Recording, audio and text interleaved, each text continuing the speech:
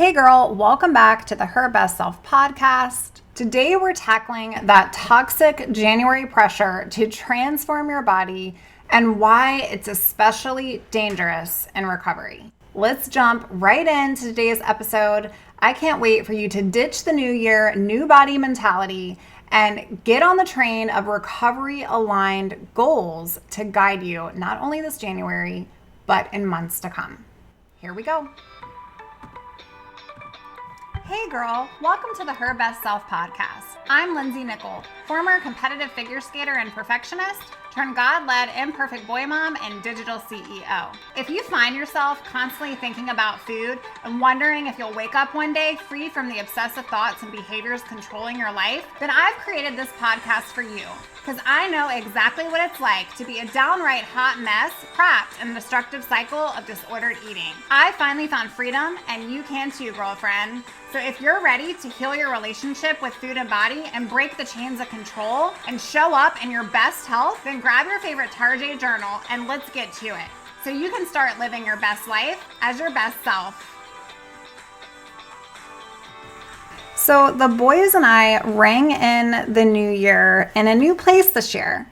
And hopefully you've had a great start to your new year. We surely had an awesome experience. We took the boys tubing at a ski resort in the Blue Ridge Mountains, and it was fantabulous. Yes, I'm still a beach girl, and yes, I dread being cold, but between the fireplace, between the glorious snow, it was beautiful, and the mountains were breathtaking, and it was just so much fun. But back to reality and the podcast with you. And I am so happy to be back here recording a new show today. I am super excited to be her friend.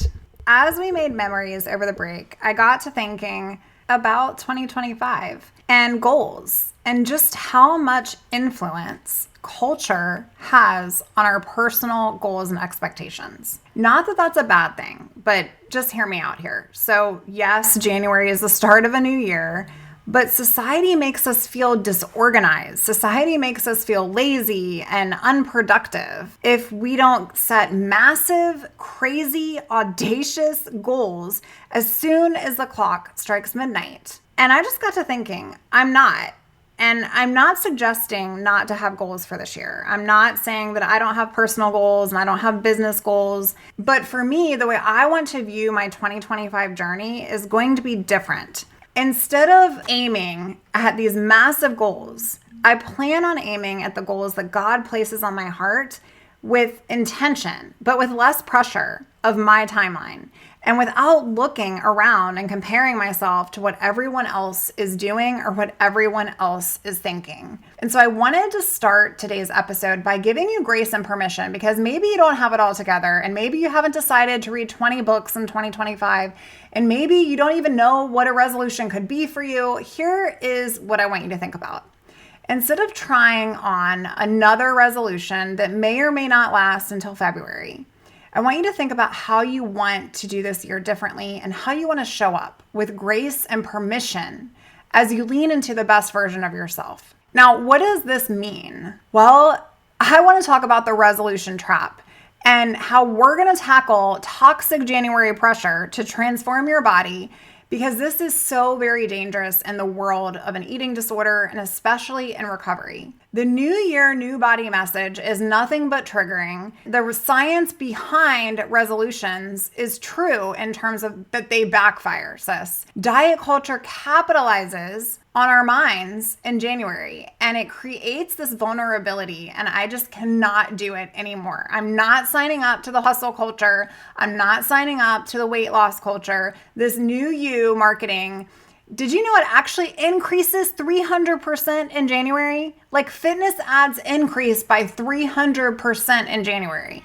And diet program ads go up 250% just the first week of the year, because they are banking on the fact, literally taking to the bank, the fact in a multi-billion-dollar industry that diet starts now posts are going to get you between January the 1st through the 7th.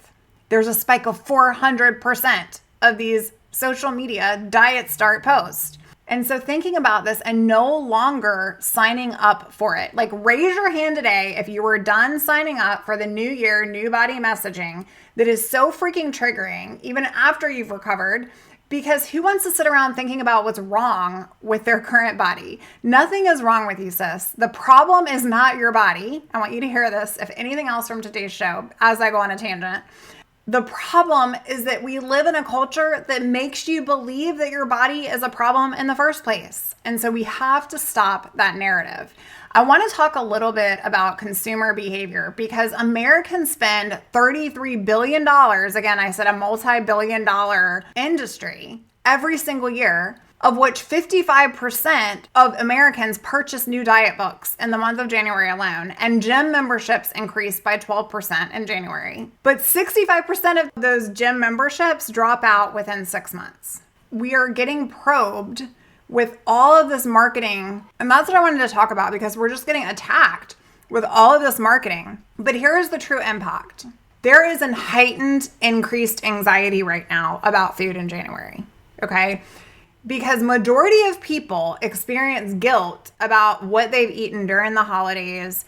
Even a normal eater, right, might be increasing their food portions over the holiday season because they're participating in more gatherings, they're baking, they're doing all the things with family and friends. And so experiencing guilt around holiday eating is already heightened. But then this thought of, okay, we're going to start on January the 1st. To lose the holiday weight, to start your transformation today, to have a new year with a new body, to get your pre-holiday body back. Like all of that messaging, it is so dangerous.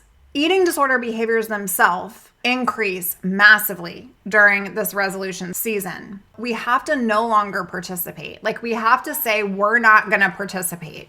Because here is the real impact. You're going to experience, if you look around for too long, increased body checking, the return of food rules, exercise compulsions right now, because everyone's in the gym doing all these new things.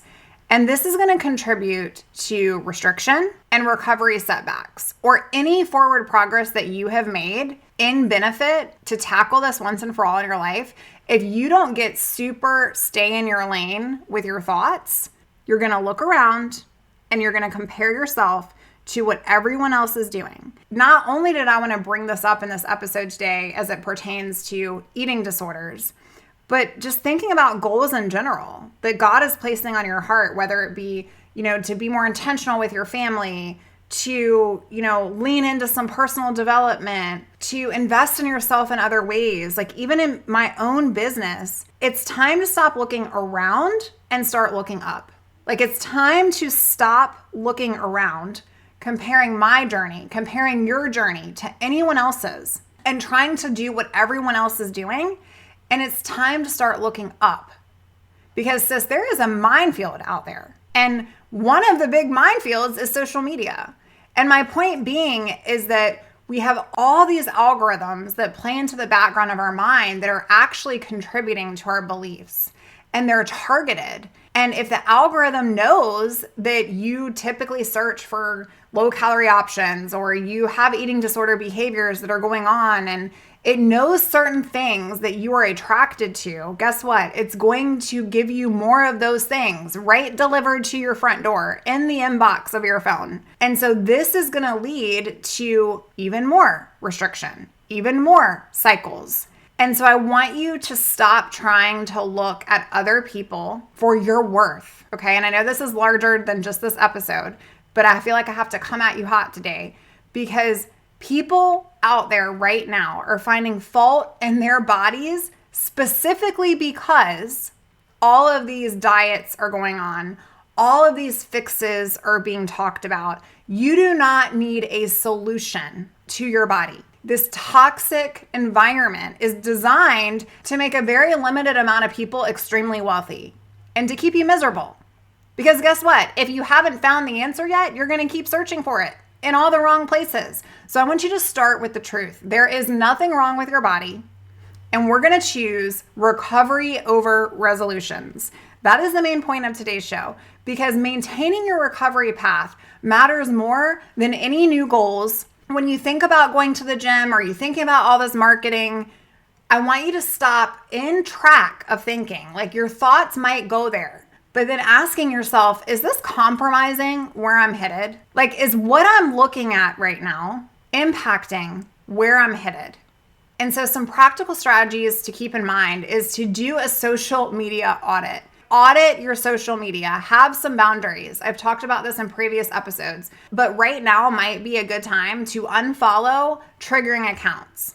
Okay, there are many people out there that are saying that they are pro healthy nutrition, but it has orthorexia written all over it with all this clean eating, with all of these, oh, this can aid to weight loss, with all of these what I eat in a day spiels, but yet what they eat in a day is not what you should follow to eat in a day because it is barely any food in the first place. Possibly you need to get off the apps or set some time limits. If you have a watch that is contributing to steps or calculations of any kind, like now is not the time to up the ante on that. If you look around, there's going to be influencers that are. Is that helping you? Is that serving you?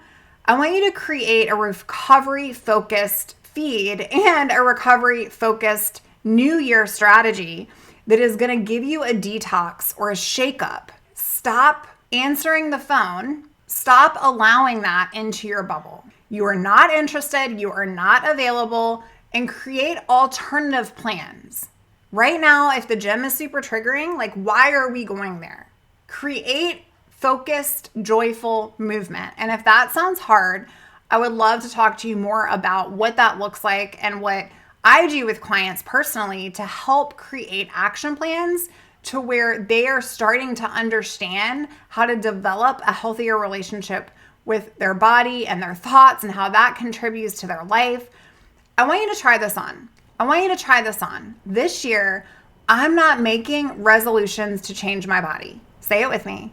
I'm not making resolutions to change my body. I'm making intentions to change the way I see it. And then from that point forward, you're going to have aligned intentions instead of these body-focused resolutions of weight loss or eating clean.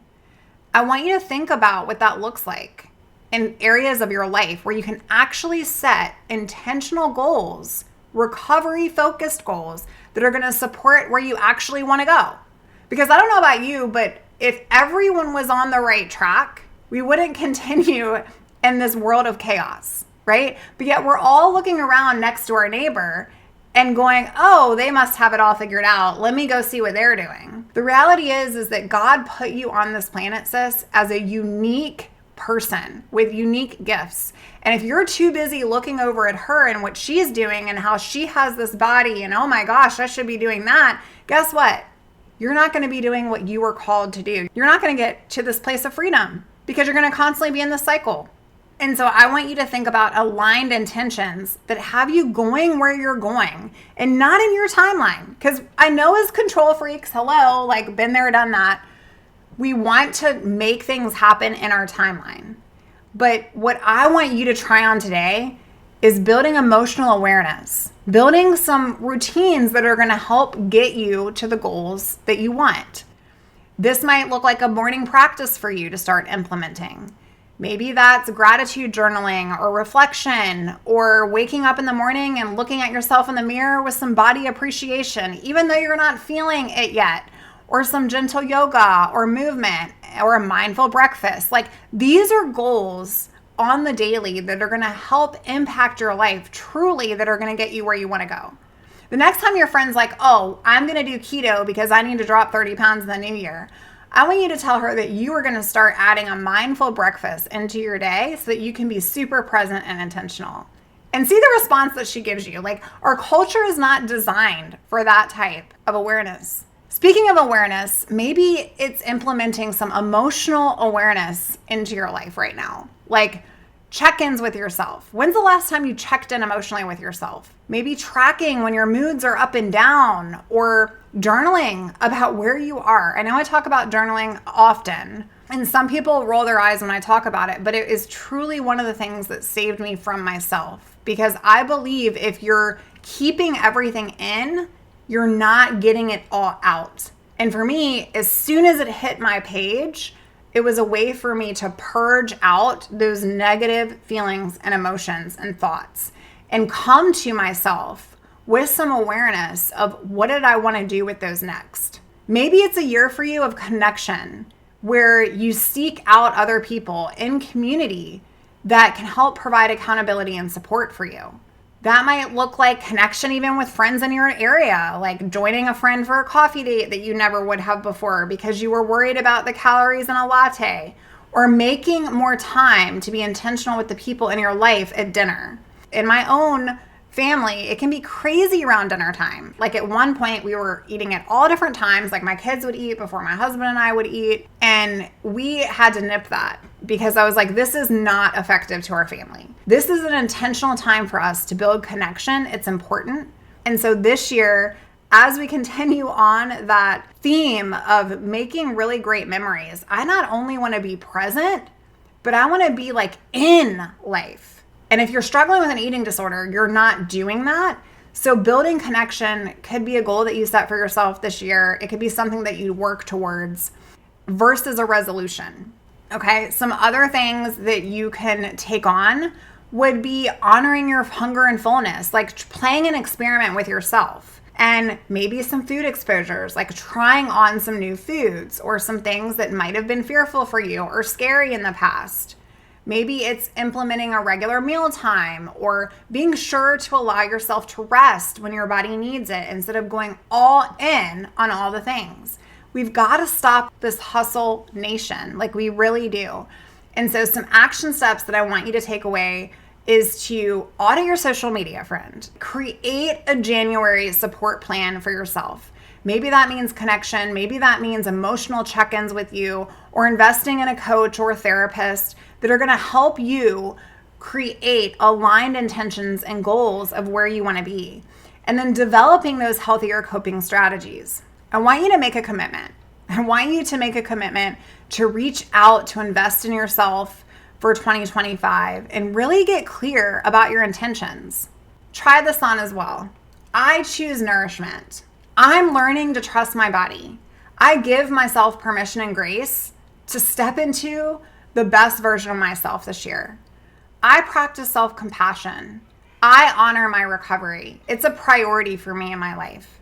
And when you're feeling stressed, try some yoga or some gentle mindfulness. Ground yourself in some breathing. Put on some music and really get intentional with mantras and reflection time. Before we go today, I want to ask you, are you ready to navigate January without compromising your recovery? Are you ready for that? What do you have to put in place? What boundaries need to be put in place so that you're not compromising your recovery? And if you are ready to take that next step with a higher level of accountability, sis, I'm so ready for you. I am getting clients in for January, super excited to be starting this year off really strong in their recovery. And I'm honored and blessed to be showing up here week after week with you. I cannot wait to bring it to you this year. I'm so excited to see what happens in 2025. And friend, try on ditching the new year, new body BS, and start aligning your recovery with goals that are going to help you get where you want to go. Here's a little hint. Where were you this time last year? Okay, that's your baseline. How can you improve 1% on that every single day? All right, friend, I love you. It's an honor and a blessing to be here in your ear, and I will talk to you real soon. Bye for now.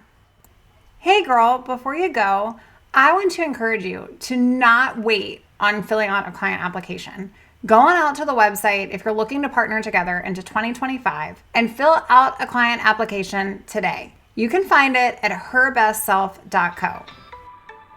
Oh, friend, thank you so much for letting me share what was on my heart today. My hope for this podcast is to help more women find freedom from food and body. If this has empowered or blessed you, let me know. I'd be honored for your rating and review of my show, and I'd love to connect with you in my private Facebook community. You really can move from perfection to purpose. Let's break the chains together. I'll help navigate the way. Until next time, bye for now, girl.